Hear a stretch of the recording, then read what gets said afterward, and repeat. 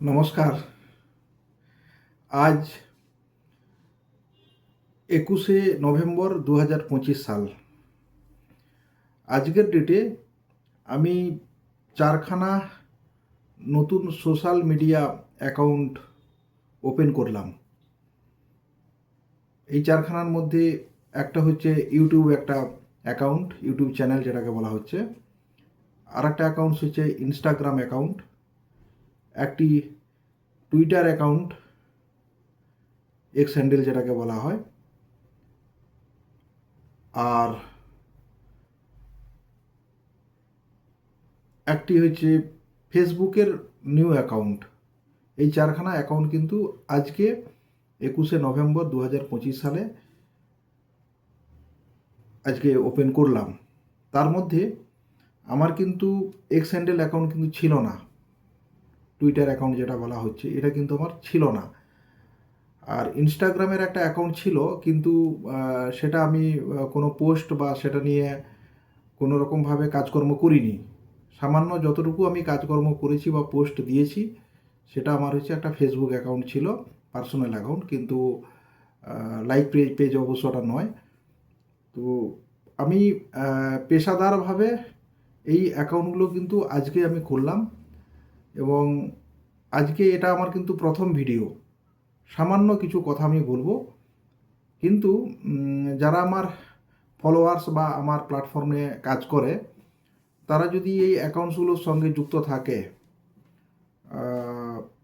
তাহলে কিন্তু নিয়মিত বিভিন্ন ইনফরমেশান, যে ইনফরমেশানগুলো আমাদের কনসেপ্টে বা আমরা যে ফিল্ডে কাজ করি, বিশেষ করে যারা আমাদের ফিল্ডে কাজ করে তাদের তো লাগবেই লাগবে। এছাড়া বিভিন্ন কর্পোরেট, নিউ এন্টারপ্রেনার এবং যারা বিভিন্ন তথ্য স্টাডি করতে বা শুনতে পছন্দ করে সঠিক তথ্য, তো তাদেরও এগুলো কিন্তু কাজে লাগবে। আমি নিয়মিতভাবে কিন্তু এই যে অ্যাকাউন্টসগুলো আছে এই অ্যাকাউন্টসে প্রত্যেক দিন কিছু না কিছু কিন্তু পোস্ট কিন্তু দিতে থাকবো। আর পেশাদারভাবে আমি তো ভিডিও বানাই না, তো এডিটিংয়ের কাজ একটু করতে হবে, তাহলে বা শিখতে হবে, তাহলে কিন্তু ভিডিওগুলো ভালো লাগবে। আজকে কিন্তু কোনো এডিট ভিডিও নয়, একেবারে নর্মাল আমি ভিডিও, নর্মালভাবেই কিন্তু আমি একটা সেটিং করেছি। তো সেটা আমি আজকে কিন্তু পোস্ট করছি। তো বিষয়টা হচ্ছে একটা কনসেপ্ট নিয়ে আমি কথা বলবো। কনসেপ্টটা হচ্ছে যে কনসেপ্ট নিয়ে আমরা কাজ করি, এনজিও কনসেপ্ট। তো এনজিও কনসেপ্টটার অনেকের কাছে পরিচিতি, বিশেষ করে যারা আমরা এনজিও নিয়ে কাজ করি আমাদের কাছে এনজিও কনসেপ্টটা নতুন কিছু নয়। কিন্তু কাজ করলেও কিন্তু অনেকে কনসেপ্টটার অন্তর্নিহিত যে কাজকর্ম, অর্থ এবং ডকুমেন্টেশন, এটা কিন্তু অনেকেই বোঝে না। কাজ করছে, ঠিক আছে, চলছে, হচ্ছে। তো এটা সঠিকভাবে কিন্তু চালাতে গেলে এই কনসেপ্টটার এবার অন্তর্নিহিত যা কিছু বিষয়গুলো আছে সব কিছু কিন্তু আমাদের জানতে হবে। একটা এনজিও তৈরি থেকে শুরু করে একেবারে তার ফান্ড পাওয়া পর্যন্ত, মানে এনজিও তৈরি, তার বিভিন্ন রেজিস্ট্রেশনগুলো যে বিভিন্ন সময় করতে হয়, মানে একটা এনজিও রেজিস্ট্রেশন প্রথম আপনি করলেন, তারপরে আপনার সেকেন্ড স্টেপে আপনাকে একটা প্যান কার্ড করতে হচ্ছে, তারপরে আপনাকে একটা নীতি আয়োগ রেজিস্ট্রেশন করাতে হচ্ছে, তারপরে ট্যাক্স এক্সামশানের জন্য আপনাকে 12 রেজিস্ট্রেশন করাতে হচ্ছে, তারপরে ডোনেশান নেওয়ার অধিকার পাওয়ার জন্য আপনাকে এইটিজি রেজিস্ট্রেশন করাতে হচ্ছে। তো এই সব বিষয়গুলো আছে। এছাড়া ফরেন ফান্ড নিয়ে কাজ করার জন্য আপনাকে এফসিআর রেজিস্ট্রেশন করতে হচ্ছে। তারপরে বিভিন্ন মিনিস্ট্রি বা ডিপার্টমেন্টে প্রজেক্ট পাওয়ার জন্য সেগুলো আলাদা করে আপনাকে আইডি ক্রিয়েট কিংবা রেজিস্ট্রেশন, কোথাও অ্যাফিলিয়েশন, এগুলো নিতে হয়। আইটি অ্যাক্ট সম্পর্কে জানতে হয়, ইনকাম ট্যাক্স আইন। এছাড়াও এনজিও চালাতে গেলে জানতে হয় অনেকগুলো বিষয়, কোন সময়ে কোন কাজটা করতে হয়। এনজিও মানে বিশেষ করে কমপ্লায়েন্স বা ডকুমেন্ট ম্যানেজমেন্টের একটা বিষয় থাকে। যেমন ধরুন যারা সোসাইটি নিয়ে কাজ করছে তাদের কি হয়, সোসাইটি প্রত্যেক বছর রিনিউয়াল করতে হয়। রিনিউয়ালের মানে উপযুক্ত সময় কখন, রিনিউয়ালের সময় কি কি লাগে ডকুমেন্ট, মানে ডকুমেন্টের চেকলিস্ট কী আছে। তারপরে যেমন যেমন ধরুন তারপরে স্ট্যান্ডার্ড ডকুমেন্টেশন মানে কি বোঝায়, মানে রিনিউয়ালের সময় যেটা আপনাদের সাধারণত আমাদের লাগে সেটা কি এজিএম একটা লাগে, annual general resolution, meeting resolution একটা লাগে।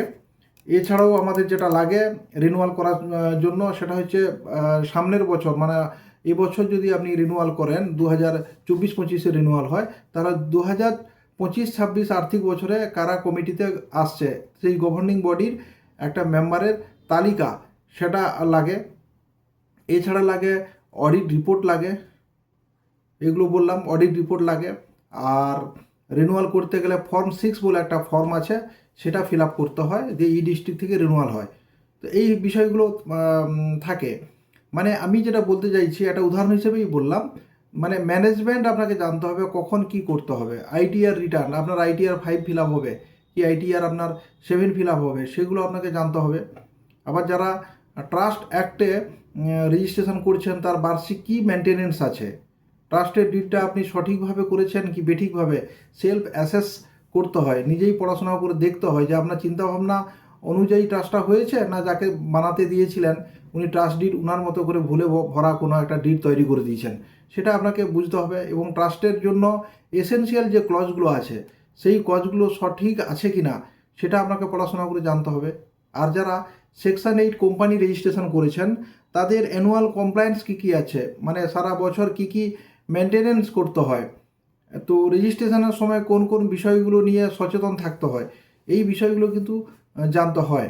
তো এই বিষয়গুলো নিয়ে কিন্তু বিভিন্ন ভিডিওতে বিভিন্ন ডকুমেন্টেশনের ব্যাপার নিয়ে আপনারা জানতে পারবেন, বিষয় নিয়ে আপনারা জানতে পারবেন। আমি সময় মানে টাইম টু টাইম এগুলো সব সময় বলতে থাকবো।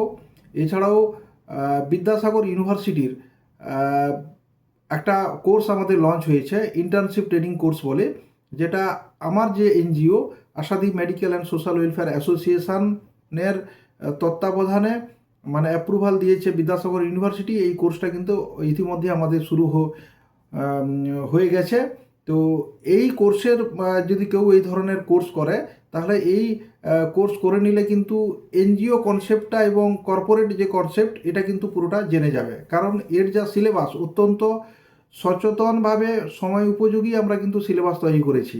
এই সিলেবাসের মধ্যে আছে একটা কর্পোরেট কিংবা একটা এনজিও রেজিস্ট্রেশনের পদ্ধতি কী কী কী ডকুমেন্টেশন লাগে, তারপরে ওই অ্যানুয়াল কমপ্লায়েন্সগুলো কী কী আছে, আইটি অ্যাক্ট আছে এই সিলেবাসের মধ্যে, ইনকাম ট্যাক্সের আইন আছে এর মধ্যেই আছে আপনার যেটা আছে কর্পোরেট ফান্ড মানে সিএসআর ফান্ড যেটা বলা হয়েছে সেটা নিয়ে চ্যাপ্টার আছে। এছাড়া গভর্নমেন্টের বিভিন্ন লোন মানে সাবসিডি লোন বিশেষ করে সেগুলো নিয়ে এর মধ্যে চ্যাপ্টার আছে। এছাড়াও এর মধ্যে সিলেবাসের মধ্যে আছে আপনার বিজনেস লোন আছে, পার্সোনাল লোন আছে, লোন চ্যাপ্টার আছে। এছাড়া মিনিস্ট্রি বা ডিপার্টমেন্টের প্রজেক্ট আছে, সিএসআর ফান্ড তো বললামই।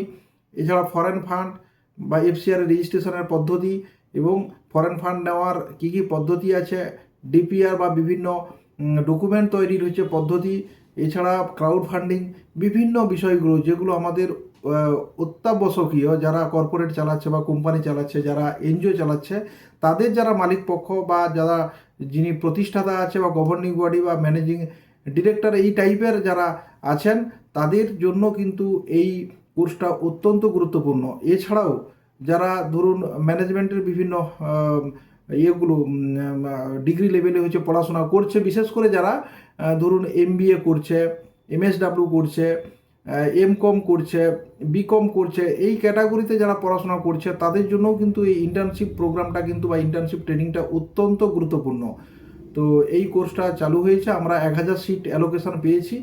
তো সামনের মাসে মানে ডিসেম্বরের 6 তারিখেও আমাদের 30খানা একটা ব্যাচের একটা ট্রেনিং আছে। তো এটা কিন্তু চলতেই থাকবে আমাদের। তো এই ধরনের ট্রেনিংগুলো কিন্তু নিতে হবে এবং আমি এই ধরনের ভিডিওতে এবং ছোট ছোট video 3 minute 5 minute 20 minute 25 minute এই ধরনের ভিডিওতে কিন্তু গুরুত্বপূর্ণ বেশ কিছু চ্যাপ্টার নিয়ে এবং বেশ কিছু ইনফরমেশান নিয়ে রেগুলার এই ধরনের যে আমার যে আজকেই যে ইউটিউব অ্যাকাউন্টস, ইনস্টাগ্রাম অ্যাকাউন্ট এবং এক্স হ্যান্ডেল আর ফেসবুক যে অ্যাকাউন্ট আজকে ওপেন করলাম সেগুলোতে কিন্তু নিয়মিত কিন্তু শর্ট ভিডিও এবং লং ভিডিও মানে ম্যাক্সিমাম 20-25 মিনিট পর্যন্ত, আর short video 1-2 minute 3 minute 5 minute এই ধরনের ভিডিও আমি কিন্তু পোস্ট করব এবং আপনারা অবশ্যই এগুলো দেখতে থাকুন, শুনতে থাকুন, অনেক কিছু ইনফরমেশন পাবেন। এছাড়া বিভিন্ন লেখা, বিভিন্ন ইমেজ বিভিন্ন ছবি সময় উপযোগী যেগুলো আছে সেগুলো কিন্তু টাইম টু টাইম আমি কিন্তু পোস্ট করতে থাকবো। তো আজকে এইটুকু থাকলো। আমি কিন্তু এটা একেবারে প্রথম ভিডিও, কোনো এডিটিং ভিডিও নয়, আমার মতো করে আমি কিন্তু বলেই দিলাম। তো সেটিং করলাম এবং দেখছেন আমি নিচে কথা বলছি, উপরে দেখুন এখানটা স্লাইড আছে, এটা কিন্তু বানানো হয়েছে।